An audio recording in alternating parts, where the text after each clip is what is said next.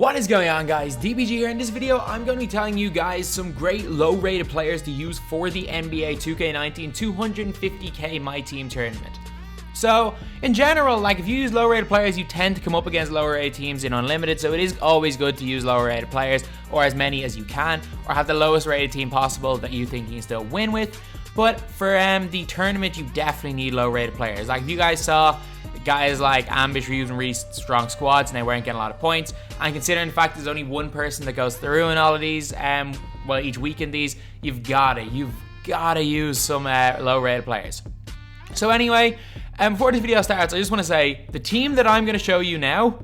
This morning I had 0 tickets. I genuinely had 0 tickets this morning. I had not played on PS4 in a week, and I ended up with Dan Issel. Yeah, I had not played PS4 in a week. I genuinely played PS4 on Saturday mornings. I get up early on Saturdays, I play through it all and get ready for the tournament. It's my only warm-up on PS4. It's my only time using this squad, and I always do it kind of in a warm for the event. But today I actually managed to get the Dan Issel, winning 12 games in a row, and none of them, and I'm not even joking here, none of them were within 30. It was either a rage quit or I won by 30 plus in these games, and we've actually gotten both of the monthly rewards for well, on PS4 anyway. We also have both of them on PC. So this is the squad that I used for getting it. I'm not even joking. I won 12 games in a row with this squad, and this is probably the squad that I'm going to use in the tournament. So in this video, I'm going to be talking about obviously some low-rated players that you guys need to pick up. So what I'm going to do is I'm going to give 2 players per position. So I'm going to give 2 point guards, 2 guards, 2 small forwards, 2 power forwards, 2 centers. These guys do not necessarily have to play that position. They just have to be able to play it. If you get me, like if it's a power forward, they don't necessarily have to be position power forward. They just have to be able to play power forward. You get me? And then obviously centers. You can run power forwards, even some small forwards you can play at center, but I won't be having any of them in this video. So this is all based on my playstyle. If you guys have been watching my playstyle, I like to run a lot. I like to run fast. I like to have centers that can dribble the ball. I like to be able to push the ball with all 5 players. I like to be able to switch everything on defense. So this team suits me perfectly. So for the point guards, I'm going to go with 2 guys that are neither of them are point guards. One's a Sapphire, and it's Larry Hughes. The other is an Emerald, and it's Tracy McGrady. I don't know how cheap these cards are. I don't think any of them are. Either of these are cheap. I'm going to go over T-Mac stats first. So T-Mac has got an open shot mid of 84, open shot 3 of 79, which is not bad. He's 6'8", which is huge. It is huge, the fact he's 6'8", so he can contest a lot of shooters, because you're going to come up against Curry an awful lot in this tournament. You need someone that's long to contest them shots. He's got good ball control of 84, and if you do have a good coach, like I use Dwayne Casey, he gives him plus 4 ball control.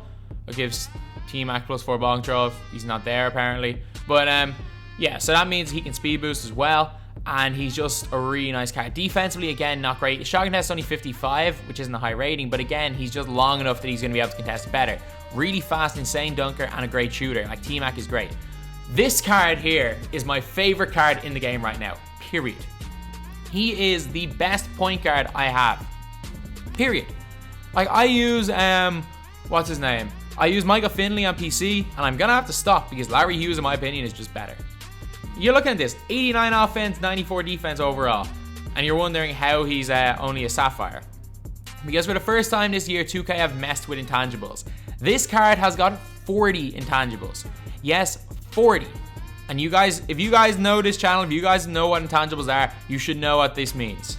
This is a hidden amethyst card, and you can pick him up for like 3k MT. He's unbelievable, averaging 12.5 points per game, and if it wasn't for the rage quits, honestly, I think he probably would have been averaging close to 18 a game, as well as 5 assists, shooting over 66% from 3, shooting there about 70%, and also shooting like 5 of 6.5 from the field. He's shooting like 70% from the field as well, which is nuts. Like, this card is just unreal, this Larry Hughes card, and like one of the players you have to pick up. At the 2 guard position, we are obviously going with this guy here, Mo Peterson, and then the other 2 guard I'm going to run with I'm going to run with another Emerald. Or actually, no. I'm going to put this guy in. Actually, no, I'm going to put in Emerald. He's not the cheapest, but it is Jason Richardson. J Rich, again, as you guys know, he's averaging 5 points a game for me. He's only barely shooting over 50% from 3. There was a stage where he was shooting like 80% for me, which is crazy. But really good card. With the duo with Gerald Wallace is even better. Great driving dunk of 84 with a tendency of 100. He's also got a decent post fadeaway, good driving layup, good shot mid, good shot 3, and his release is money. Defensively, he's solid, not great, but solid. He's fast, he's got good speed ball and acceleration, and a really solid card. Again, I think he may be a little bit expensive for an Emerald right now, but he's a great card to use. Then we've got Mo Peterson at the 2. Mo Peterson is an obvious one. He's 6'9". Like the cold zones are a little bit of a problem. The fact that he's got cold zones almost everywhere. But the fact is that, like, if you use his Ruby, it's going to push your team. His Ruby's unbelievable, but his Ruby's going to push your team rating a lot higher than the Emerald would. So that's why I like to use the Emerald, especially in this tournament. He's got a good driving layup, decent standing layup, decent post fadeaway. Like, shooting wise, he's decent to great in everything. His release is also money. A decent dunker, decent ball control, decent passing, decent steal. He's relatively fast. He's got good lateral quickness and is a decent defender. So Mo Peterson's a great card to have as well. At the small forward position, we are going to go with these two guys. Caron Butler, who's a Sapphire. And if you guys want to really lower your team overall, a guy that I've been using, who is a beast, is Gold Terrence Ross. Trust me, this card is insane. But let's go over Caron Butler first. I think he's got like 60 intangibles, which means he's probably a hidden maybe 88 overall Ruby. But he's got corner specialist, catch and shoot, and deep range shot like gold. I know it says that I haven't played with him, but I play with him a lot in PC. He's got an open shot mid of 90, which is really good. Good post fadeaway, good driving layup. Open shot 3 of 86 is good with a great release. He's got a good driving of 80 with a tendency of 80, so he will dunk a little bit. He's got 80 ball control, which is decent. He's got good speed ball and acceleration. Decent lateral quickness. He's an alright defender. And yeah, this card is just really nice. Again, only an 85 overall, so he keeps your team overall quite low. And just while these two cards are on screen, please 2K, give us an option to turn off the movement on cards, because like the flashing lights, I just think it's really off-putting. And I could just imagine if someone had epilepsy, that could be a bit of a problem, all those flashing lights. But now let's go over Terrence Ross. 6'7", so he's big for a small forward. Averaging 3.5 points per game for me, shooting nearly 50% from 3. But just look at like the stats that matter in 2K.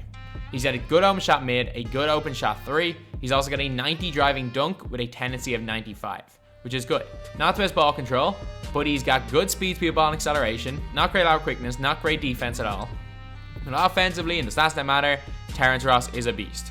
At the power forward position, we are going to be running with Jared Jeffries, and I'm not going to be talking about cheap budget players. I'm just going to be talking about low overall players. And then another guy that I like to use the power forward position, even though I do actually use Jared Jeffries at center more than anything. At the power forward position, I really like this guy here. Where is he? I'm looking through the complete wrong tier, but 81 overall, small forwards, Chandler Parsons. If you guys know, like I use Chandler Parsons a lot, averaging 5 points a game for me. He's 6'10", so he can definitely hold his own with the 4. Even though he doesn't have the best stats in the post, he actually rebounds quite well for me. Like his rebounding stats, he's averaging 2 rebounds a game, which is okay, to be honest, considering LaFrance cleans up. He has an 83 driving a layup. He's got no shot mid, really, unless he's standing completely still. Has a good open and contested shot 3, a great shot 3. Like when he's wide open, he's got a great release. He's going to hit most of them. Decent driving dunk. He's got decent ball control and passing stats. He's fast enough. Not great rebounding stats though. Defensively, he's horrendous, especially in the post, but he seems to actually do fine for me. Jared Jeffries though is just a god. Like averaging 11.9 points per game for me, shooting over 50% from 3, shooting 5 of 7.6 shots from the field, 3 goal badges. He's 6'11", so he can play at center, but he's realistically has the stats of a small forward. He's got an 80 open shot mid, 75 open shot 3 with one of the better releases in the game, the generic release, so it's really easy to time. He's got a 71 driving dunk, which does not seem great, but his tendency is 100. 100 tendency in that dunk means he just jams it on everybody. If you guys have ever watched me play with Jared Jeffries or played against me with using him, you know how much he dunks. But he's got really solid kind of all-around stats. He's got great defensive stats. He can guard wings, he can guard centers, he can guard everyone. He's fast, he can push the ball. He's got good speed with ball, 79. He's good laterally, got good low post and on ball defensive IQ, good steal, good block, and Jeffries is just a beast of a card. And now we are onto the centers. So the first center is obviously Rafe LaFrance. And then, like, if you've been looking at my other squads, I tend to use rubies here. But this guy here, if you're looking again, just like with Terrence Ross, if you're looking to get a really low rated player in the squad and is still able to hold their own, it's Miles Turner. Miles Turner can 100% hold his own against most centers. He's averaging 5.5 points per game for me. Doesn't come with any badges. 6'11", so he's not too small, not too tall either though. Good standing layup. Great open shot mid of 88. Decent open shot 3 of 76 with a nice release. And if he's wide open in the corners, he has money. He's got not a great driving or standing dunk, but he gets a lot of standing dunks for me. I don't know why. He has a good block rating of 83. Decent rebounding stats, not too slow, but he's not fast either with 60 speed. 36 acceleration, that was not great. And if you're looking for a center that's a really low tier and you want him to hold his own against the better players, in my opinion, you can't go wrong using a Miles Turner card. And then last up, we have got Rafe LaFrance. So Rafe LaFrance, like, you guys should know about this card, averaging 11.6 points per game for me, shooting over 50, or shooting actually just under 50% from 3, but to be fair, I do jack a lot of shots with him, shooting over 50% from the field. But LaFrance is just so good. One of the best releases in the game, 87 post fadeaway and hook. He's also got a great shot mid, unbelievable shot 3 of 92. He's got a driving dunk of 70, standing dunk of 85, which is decent. He's got a great block of 93, like a 93 block, which is crazy. He's also got decent rebounding stats, but he's got a high box out, so he gets a lot of them. He's actually quite fast, faster than Miles Turner. 62 acceleration is good, and defensively he's really good. So anyway, yep, that is the video. These are 10 guys that you can use, 2 at each position, that are really low rated, all of them rated 86 or lower, and you can use these guys in your team for this tournament, and I'm 100% sure you can use these guys and have a chance of winning it. While I wouldn't necessarily use this entire team, I would, however, stick with kind of rubies. Say, for example, for every amethyst you use a sapphire just to kind of even it out. And these are cards that you can put in your team to keep it at, say, a 97, 96 overall, which in terms of points comes out as a lot more than having a 99 overall squad. So anyway, that's the video. Thank you guys for watching. Please like, comment, and subscribe.